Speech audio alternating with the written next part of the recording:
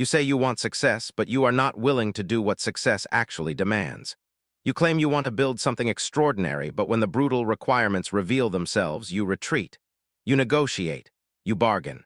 You convince yourself there must be an easier path. And this is precisely why 98% of people fail. Not because they lack talent, not because they lack opportunity, but because when success presents its non-negotiable demands, they refuse to pay the price. Carl Jung understood that the psyche resists transformation with everything it has. Your ego will construct elaborate justifications for why you deserve success without sacrifice, why you should achieve greatness without discomfort, why the rules that apply to everyone else should not apply to you. But success does not care about your justifications. It does not negotiate. It simply waits for those rare individuals willing to meet its brutal demands without flinching. Listen carefully. There are 7 demands success makes of everyone who approaches it.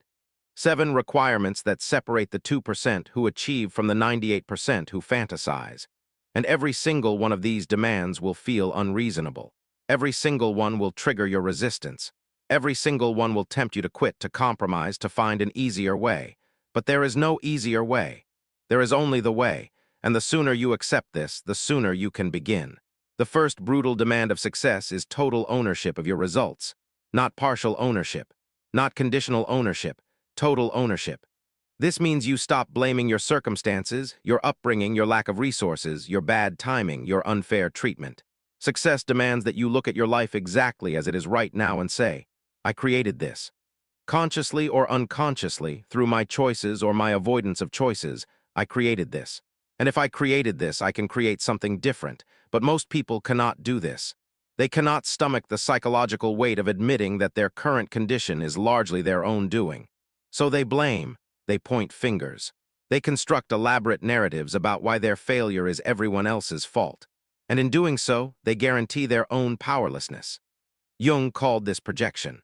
When you refuse to own your shadow, when you refuse to acknowledge your role in creating your circumstances, you project responsibility outward. And projection is the death of agency. The second brutal demand of success is the willingness to be misunderstood. When you commit to something meaningful, when you start building something that matters, people will not understand. Your family will question your choices. Your friends will doubt your direction. Society will label you reckless, obsessed, unrealistic. And you will feel the psychological pressure to conform, to explain yourself, to prove that you are not crazy.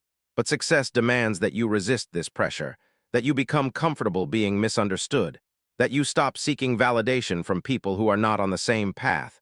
Most people cannot handle this. They need approval. They need others to affirm their choices.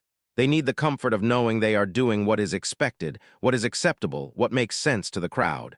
But the crowd does not create success. The crowd creates mediocrity. The crowd maintains the status quo. And if you need the crowd's approval to feel secure in your path, you will never deviate far enough from the norm to achieve anything extraordinary. Jung understood this deeply. Individuation, the process of becoming who you actually are, requires separating from the collective. It requires disappointing people. It requires standing alone in your conviction even when everyone around you thinks you are making a mistake. This is not arrogance. This is not ignoring wise counsel. This is having the psychological strength to know the difference between genuine guidance and projection from people who are afraid of what your success would reveal about their own choices. Success demands that you develop this discernment, that you learn to trust your internal authority more than external opinion, that you become unshakable in your commitment regardless of who understands or approves. And this terrifies most people, so they abandon their path at the first sign of social friction. They sacrifice their vision for acceptance, and they spend the rest of their lives wondering what could have been if they had just been willing to be misunderstood. The third brutal demand of success is daily discipline without immediate reward. You want the compound effect. You want the transformation. You want the breakthrough. But you are not willing to show up every single day when nothing visible is happening. You are not willing to put in the work when the results are invisible. You are not willing to keep going when every fiber of your being is screaming that this is pointless, that nothing is changing, that you are wasting your time. But this is exactly when success is being built. Not in the moments of visible progress, but in the long stretches of apparent stagnation where you either quit or keep going based purely on faith in the process. You must be willing to train when you see no improvement, to build when you see no traction, to create when you receive no recognition, day after day after day, not because you are masochistic, but because you understand that this is how transformation works. This is how skill develops. This is how foundations are laid. And when you finally break through, when the results finally become visible, you will realize that all those invisible days were not wasted. They were essential. But 98% of people never make it that far. They quit during the invisible phase. They abandon the process the moment it stops feeling productive. And they never discover what was waiting for them on the other side of their discomfort. The fourth brutal demand of success is the sacrifice of comfort. You cannot build an extraordinary life while clinging to comfort. You cannot transform while protecting yourself from discomfort. You cannot grow while avoiding everything that challenges you. Success demands that you become intimate with discomfort, that you learn to function in states of uncertainty, stress, fear, and exhaustion. Not occasionally, but consistently. Not as an exception, but as your new normal. And most people cannot do this. They have been conditioned to view comfort as a right, as something they deserve, as a state they should return to as quickly as possible whenever it is disrupted. But comfort is not a right. It is a choice. And when you choose comfort over growth, you choose stagnation over success. Jung understood that psychological growth only happens at the edge of your capacity, when you are forced to confront what you have been avoiding, when you are challenged beyond your current capabilities, when you are uncomfortable enough that transformation becomes necessary for survival. This is the descent into the unconscious. This is where the shadow is integrated. This is where you discover resources within yourself you did not know existed, but you cannot access these resources from a place of comfort. Success demands that you voluntarily enter discomfort, that you seek out challenges that stretch you, that you stop running from difficulty and start running toward it. Because difficulty is where you are forged. Difficulty is where weakness is exposed and strength is built. Difficulty is where average people break and extraordinary people are made. You must become someone who does not need comfort to function, someone who can perform under pressure, someone who can make decisions in chaos, someone who can keep moving forward even when every instinct is telling you to retreat to safety. This is what success demands, and this is what 98% of people are unwilling to give. The fifth brutal demand of success is the death of your excuses.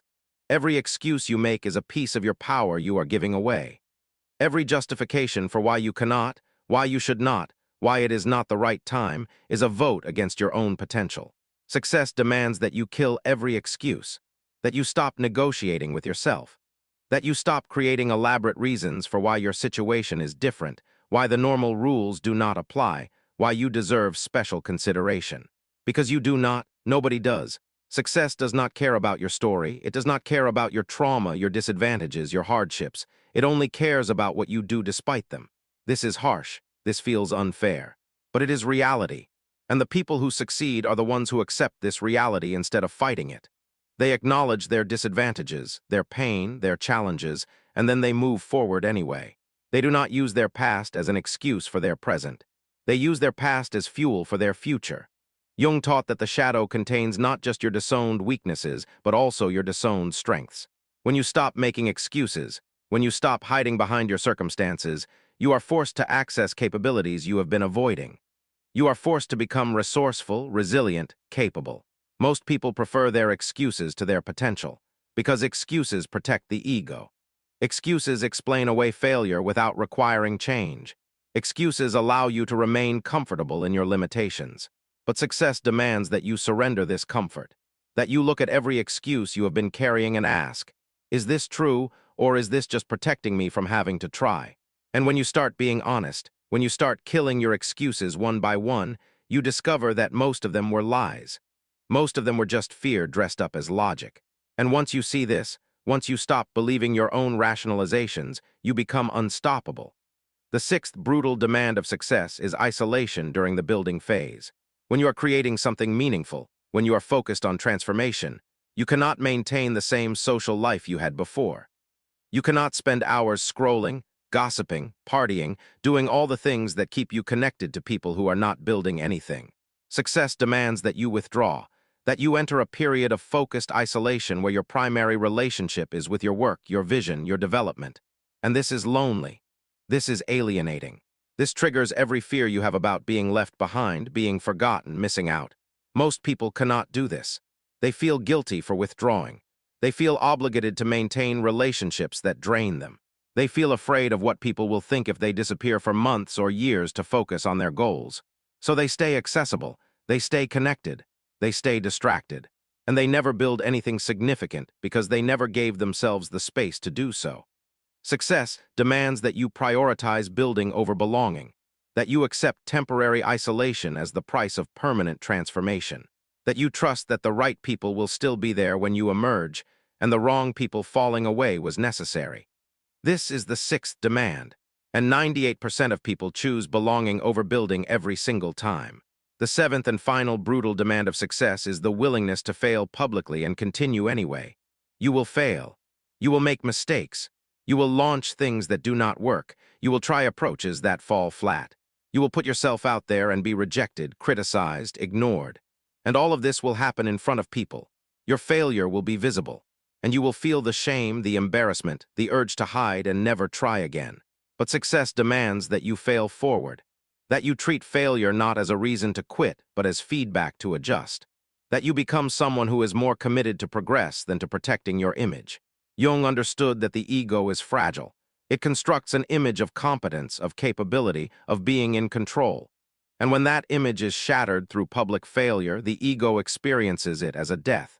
But this death is necessary, because on the other side of ego death is authenticity, is resilience, is the capacity to keep going regardless of what others think. Most people quit after their first public failure. They cannot handle the psychological exposure. They cannot tolerate being seen as imperfect, as struggling, as human. So they retreat to safety. They stop trying. They give up on their vision to preserve their image. But success demands the opposite. It demands that you become someone who can fail, be seen failing, and still wake up the next day and try again.